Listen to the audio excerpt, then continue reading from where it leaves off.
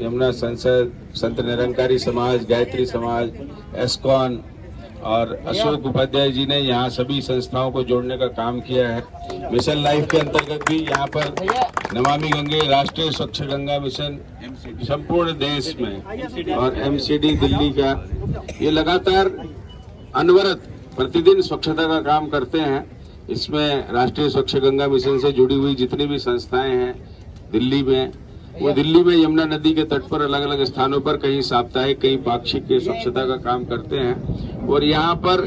उनको सहयोग करने के लिए दिल्ली की जो अन्य संस्थाएं हैं, महाविद्यालय हैं, विश्वविद्यालय हैं, उनके विद्यार्थी भी नियमित रूप से आते हैं। आज के दिन हम लोगों ने जो विश्व पर्यावरण दिवस के पूर्व संध्या मानना चाहिए, पूर्व दिवस मानना चाहिए, ऐसे 1 महीने तक लगातार मिशन लाइफ के अंतर्गत जल शक्ति मंत्रालय और राष्ट्रीय स्वच्छ गंगा मिशन ने संपूर्ण देश में मिनिस्ट्री ऑफ एनवायरनमेंट के साथ, स्टेट गवर्नमेंट्स के साथ संपूर्ण देश में ये कैंपेन चलाया हुआ है, मिशन लाइफ कैंपेन। उसके अंतर्गत घाटों की स्वच्छता है, वृक्षारोपण है और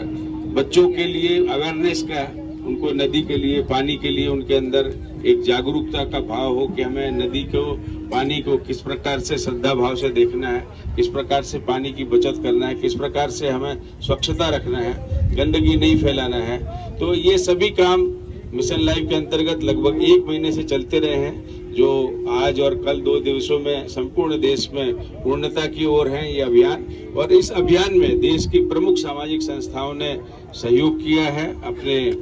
राष्ट्रीय स्वच्छ गंगा मिशन का, जल शक्ति मंत्रालय का,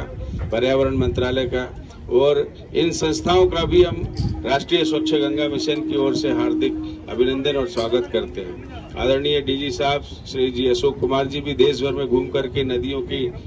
अविरलता निर्मलता के लिए काम कर रहे हैं, राज्य सरकारों के साथ मिलकर के।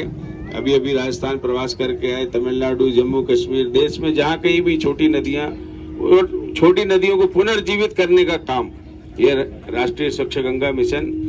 जी अशोक कुमार जी के गाइडेंस में, मार्गदर्शन में कर रहा है। आज का ये दिन हम सभी के लिए बड़ा पवित्र दिन है,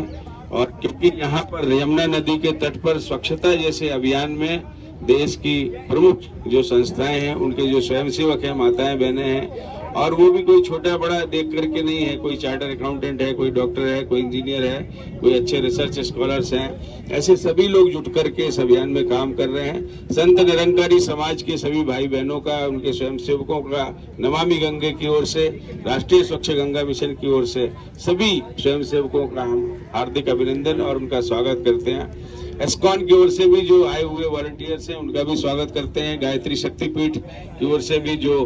आए हुए हैं स्वयंसेवक, उनका भी स्वागत करते हैं। और सबसे बड़ी बात, देश में जो एक अभियान चलाया हुआ है, जो गंगा के किनारे पदयात्रा की है, ऐसे अपने देश के प्रमुख विचारक, साधक आदरणीय गोविंदाचार्य जी भी इस समय यमुना नदी के तट पर हैं, और वो स्थान स्थान पर